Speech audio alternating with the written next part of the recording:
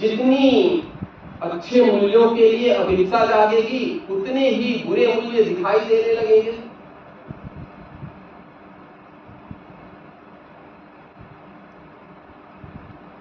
ईमानदारी की सबसे बड़ी शक्ति क्या है?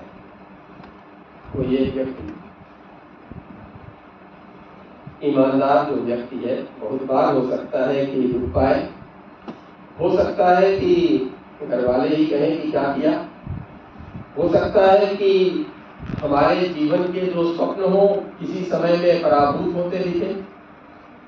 जीवन में सदा सत्यमेव जयते नहीं चलता, और सच रोज जीत रहा होता तो इसे सुक्तियों में दोहराने की आवश्यकता भी नहीं पड़ती। सुक्ति में कोई चीज है तो ये हमेशा जान लें कि वो अर्ध सत्य है, पूरे सत्य को कभी नहीं दोहराया जाता। सूर्य पूरब से उगता है, ये कोई सुक्ति नहीं है, क्योंकि सभी लोग जानते हैं ये ध्रुव सत्य है।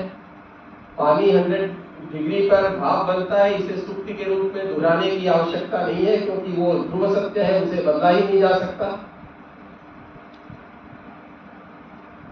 तो ईमानदारी का मूल्य क्या है? क्या सबसे बड़ी शक्ति? पराजित होती भी दिखेगी, हारती भी दिखेगी, परेशान भी होती दिखेगी, फिर भी क्या शक्ति है?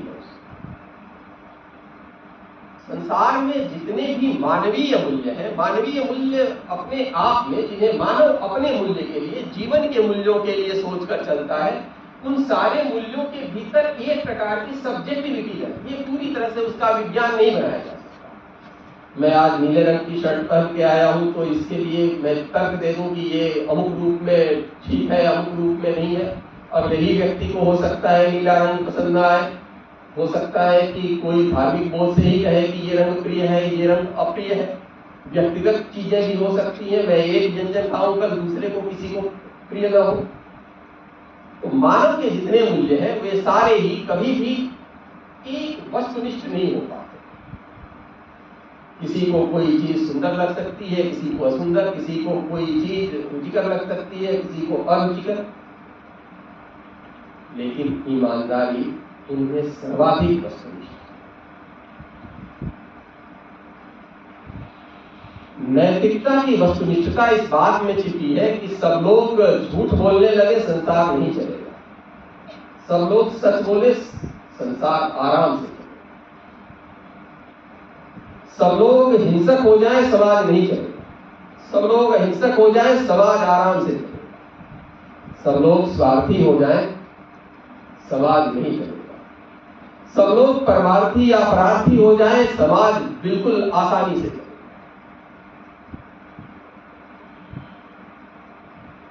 अभी आपकी वह उस जगह पर है जहां 20, 25, 30 साल पहले हम लोग हुआ करते होंगे।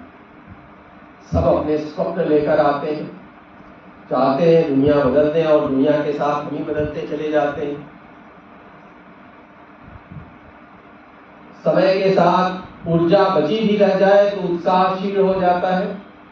उत्साह हो भी तो कई बार आवश्यक नहीं कि उसके लिए दिशा दृष्टि रह जाए। अनेक बार अनेक देशों में, अनेक प्रदेशों में आपने क्रांति होते देखी है। कभी नेपाल में, कभी लद्दाख में, कहीं अन्य स्थानों पर लोग जो आंदोलन करते हैं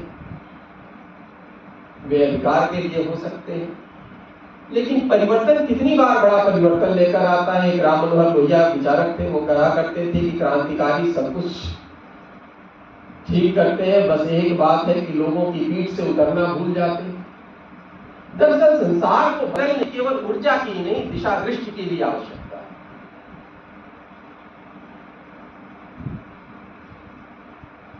ईमानदारी आपके भीतर की निष्ठा है, वो आपके भीतर का व्यक्तित्व है, उसे कोई आपसे छीन नहीं सकता।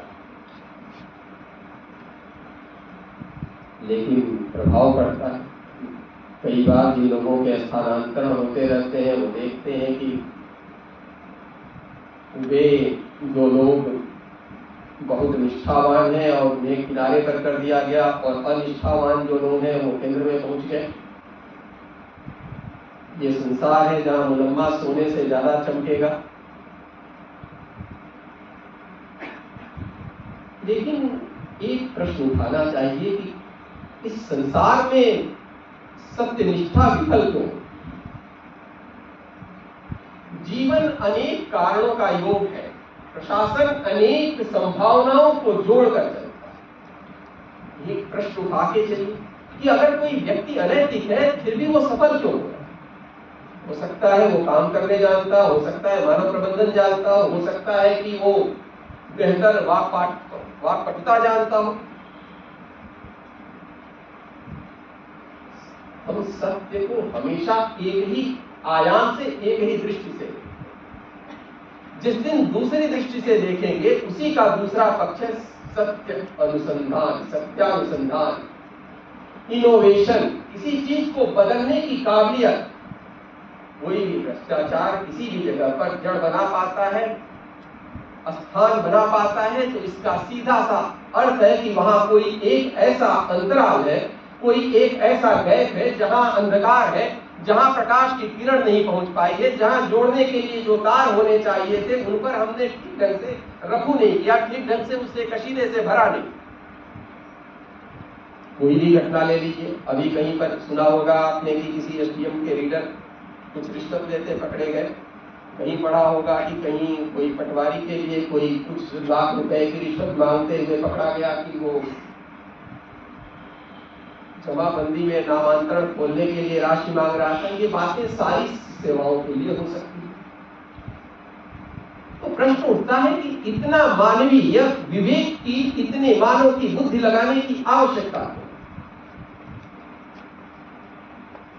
जैसे जैसे आप दरअसल करते क्या है, आप जब भी कोई आवेदन करते हैं, आपने आरपीएससी का आवेदन किया होगा, आपने हो सकता है कुछ लोगों ने यूपीएससी का किया हो, किसी ने एसएससी का भी भरा होगा, किसी ने एसएससी का भी भरा होगा, किसी ने रेलवे की टिकट बुक कराई होगी, किसी ने फ्लाइट की बुक कराई होगी, किसी ने बिजली के लिए लगाया होगा। सबने हर बार आप अपना ही विवरण बारंबार भर रहे हो और सरकार के ही कागज को बारंबार मांग रही। आपका अपना आधार बताइए, आप अपना जनाधार बताइए, आप अपने मेडिकल सर्टिफिकेट बताइए, आप अपने शैक्षणिक सर्टिफिकेट बताइए, आप अपनी जमीन का कागज लगाइए जिसकी रजिस्ट्री हुई थी या पट्टे मिले थे। ये सब कौन से कागज हैं? ये सारे वही कागज हैं जो सरकार ने जारी किए। और ये सारी चीजें जिस दिन जुड़ जाएंगी उस दिन संसार में एक बड़े पॉलिटिकल साइंस किसी का सब्जेक्ट रहा है, आश्चर्य कितने लोग हैं।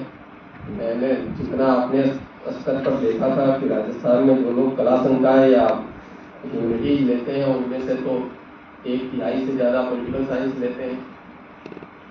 कुछ एक विचारक ऐसे हैं जिन्हें एनार्किस्ट कहा, अराजकतावादी कहा। अराजकतावाद, गांधी जी अराजकतावादी थे, कार्ल मार्क्स अराजकतावादी थे, फोलो पार्टी, बाकी टॉलस्टॉय, तमाम ऐसे नाम हैं। वे लोग कहा करते थे that government is the best government is governs the list. वो सरकार सबसे अच्छी सरकार है जो सबसे कम शासन कर रहा है। जिस दिन मिनिमम गवर्नमेंट होती है वो मैक्सिमम गवर्नेंस की ओर ले जाए तब दिशा निश्चित है। जिस दिन आप अपने कार्य को सबसे कम समय में सबसे कम डिस्क्रिप्शन का उपयोग किए हुए उसे करने में समर्थ बना दें, उस दिन आप सफल सिद्ध होंगे। कभी मैं किसी एक जगह पर कलेक्टर हुआ करता था, कोई 15 साल पहले की बात है या शायद उससे भी ज्यादा। कोई जयपुर में ही मैं आया था, किसी परिचित की बेटी एमबीए कर रही थी और उसने पूछा कि कलेक्टर करते क्या है। सोचा नहीं था कि कभी ऐसे प्रश्न आएंगे। फिर सोचने लगा कि मैं वस्तुतः सचमुच क्या करता हूं। फिर लगा कि मैं सचमुच कुछ नहीं करता, और वो भी एक मेट्रोपॉलिटन कल्चर में रहे हुए किसी भी नागरिक को, किसी भी व्यक्ति को वस्तुतः किसकी आवश्यकता? एक ड्राइविंग लाइसेंस की आवश्यकता पड़ती होगी, एक राशन कार्ड की पड़ती होगी। राशन कार्ड की भी इसलिए कि कहीं परिचय की जरूरत है इसलिए पड़ती थी। किन चीजों की आवश्यकता है? सबसे स्वस्थ समाज वो होता है जहां किसी चिकित्सक की आवश्यकता नहीं। सबसे सज्जन समाज वो होता है जहां किसी थाने की, पुलिस की, किसी वकील की, किसी न्यायपालिका की आवश्यकता न रहे।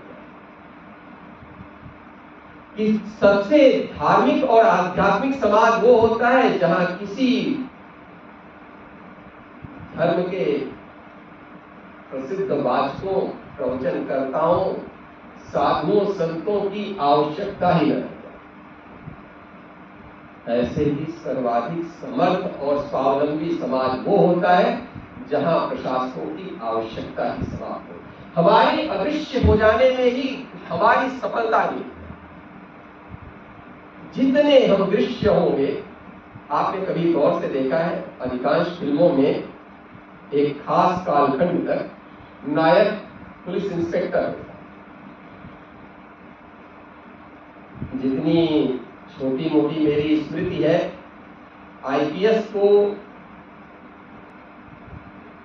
नायक बनाने के लिए शायद सरफरोश तक की यात्रा है, और आईएएस को नायक तो शायद पता नहीं किसी फिल्म में बनाया भी गया कि नहीं बनाया। क्यों? क्योंकि इस दुनिया की सबसे ज्यादा जरूरत की चीज वो कटिंग एज पर वो व्यक्ति खड़ा था, हर एक जगह पर वही नायक के रूप में दिखता था।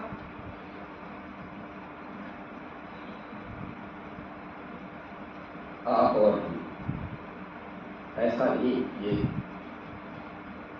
संसार एक चारपाई, एक तरफ से घूमते हैं, दूसरी तरफ से अपने आप घूमता है। एक दिन मैं कहीं चिकित्सक के यहाँ गया, उन्होंने बातचीत में, मैं किसी और कारण से किसी अन्य चिकित्सक के पास बैठे थे, उनके पास बैठे हुए चिकित्सक कह रहे थे कि पता नहीं मेरी बहन का कोई सिजेरियन ऑपरेशन था, 3 लाख या 4 लाख रुपए डॉक्टर ने ले लिए। सब दुखी, ऐसा नहीं कि जो लोग ले रहे हैं वो लोग सुखी हैं, वे भी अपने स्तर पर दुखी हुए जा रहे हैं। और ये संसार बनाया किसने? एक बार लौट के देखें कि सचमुच क्या प्रशासन हर जगह नहीं है। आप जिस सड़क से गुजरते हैं, जो आपके घर की संरचना है, जो सब्जी मंडी है, जो पार्क है, जो ऑफिस है, जो शिक्षा के संस्थान है, जो चिकित्सा के संस्थान है, जो शोध के संस्थान है, जो तमाम चीजों से जुड़े हुए, हर एक जगह पर कोई सरकार खड़ी होगी। आपके जीवन के 3 बड़े खर्चे क्या हैं? पहली, शिक्षा। कितने ऐसे लोग हैं जो 10वीं तक सरकारी विद्यालय में पढ़कर आए हैं? अगर यही हाथ में आईएएस के क्लासरूम में लेता, अगर पूछता, तो ये संख्या इससे भी कम रहता है। अभी शायद 15% के आसपास होगी जिन लोगों ने हाथ उठाया हो, आप लोगों ने भी देखा होगा। ऐसी क्या पढ़ाई पढ़ा दी जाती है कि जिसके लिए, और जबकि हमारे लगभग 9 लाख कर्मचारियों के भीतर 3 लाख शिक्षा विभाग के ही कार्मिक होंगे। सबसे ज्यादा पढ़े लिखे शिक्षक वहीं पर होंगे। या तो सर्वाधिक सुविधाएं वहां पर नहीं होगी, या सर्वाधिक बेहतर वातावरण नहीं होगा, इस कारण से वहां पर नहीं जा पाते होंगे, नहीं पढ़ पाते होंगे। एक युग था, हम लोग भी किसी सरकारी स्कूल में पढ़कर आए, लेकिन पूरे विश्व में कौन ऐसी जगह है जहां पर कि प्राइवेट स्कूल इतनी बड़ी संख्या में खुलते हो? कहां पर इतने प्राइवेट स्कूल पर व्यय करना पड़ता हो जिनके बच्चे हो? अगर किसी के बच्चे हैं, अभी कम ही लोग होंगे, एडमिशन कराने जाएंगे, साल भर के भीतर 25,000, 50,000, 1 लाख रुपए तक व्यय करना। ये सरकार की किसी न किसी जगह पर विफलता बताती है। जीवन का दूसरा खर्चा, शादी। विश्व में सबसे खर्चीली शादियां कहां पर होती हैं? भारत में। औसत निकाल के देखिए,